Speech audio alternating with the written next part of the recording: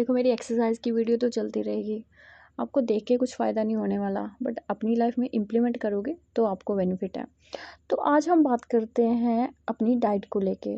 आपने कभी सोचा है कि जैसे हम इंडियंस हैं, हमारे घर की खेती होती है, घर की भैंसें रखी हुई हैं, तो सब कुछ मतलब प्योर होता है। उसके बावजूद भी हम फॉरेनर्स की तरह इतने हेल्दी नहीं होते, जबकि वो लोग तो पैक्ड फूड खाते हैं।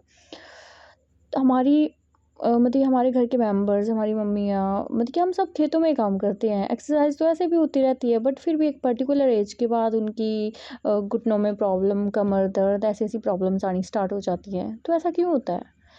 क्योंकि हम जो है डाइट तो लेते हैं, बट हम एक बैलेंस डाइट नहीं लेते हैं। बैलेंस डाइट का मतलब ये नहीं होता कि आप प्रोटीन ही खाए जाओ।